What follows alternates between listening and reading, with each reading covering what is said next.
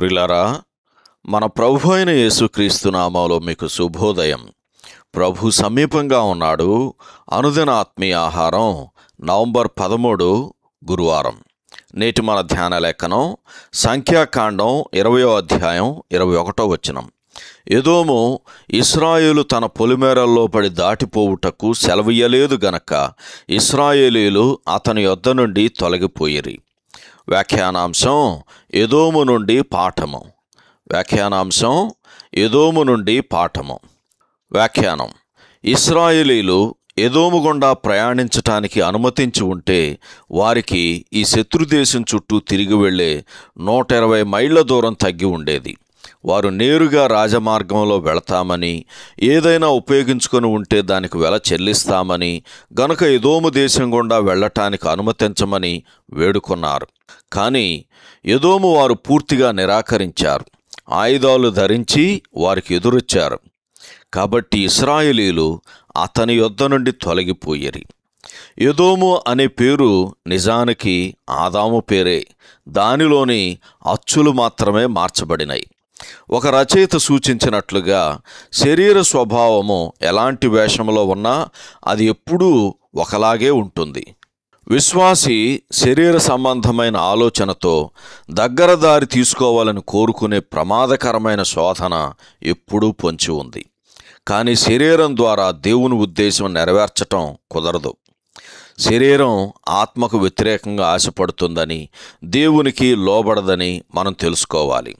మరి ఎదోము చేసినట్లుగా శరీరం దాని శత్రు స్వభావాన్ని ప్రదర్శించినప్పుడు మనం ఏం చెయ్యాలి?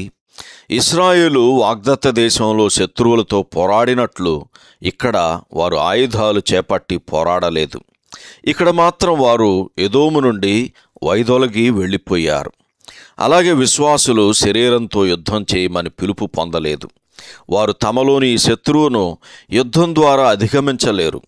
సాతానుతో పోరాడినప్పుడు మనం దేవుని సర్వాంగ కవచాన్ని ధరించి వానిని ఎదిరించి నిలబడాలని రాయబడి ఉంది. ఎఫెసీయులకు రాసిన పత్రిక 6వ అధ్యాయము 11, 12, 13 వచనాలు చదవండి.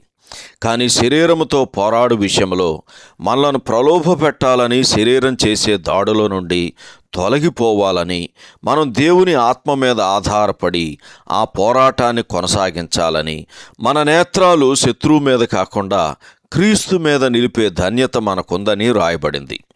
తిమోతికి రాసిన మొదటి పత్రిక 6వ అధ్యాయము 9, 10 వచనాల్లో పౌలు తిమోతిని శరీర సంబంధమైన ఉరుల గురించి హెచ్చరించిన తర్వాత 11వ వచనంలో, దైవజనుడా, నీవైతే వీటిని విసర్జించి, అంటే విడిచి పారిపోయి, నీతిని, భక్తిని, విశ్వాసమును, ప్రేమను, ఓర్పును, సాత్వికమును సంపాదించుకొనుటకు ప్రయాసపడుము అని హెచ్చరించాడు.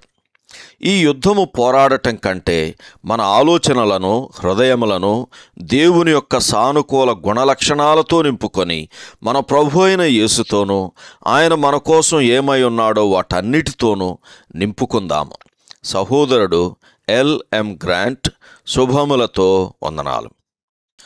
ఈ సందేశాలకు సంబంధించి కానీ, బైబిల్కు సంబంధించి కానీ మీకేమైనా ప్రశ్నలు ఉంటే ఈ క్రింది నంబరుకు వాట్సాప్ ద్వారా పంపించండి.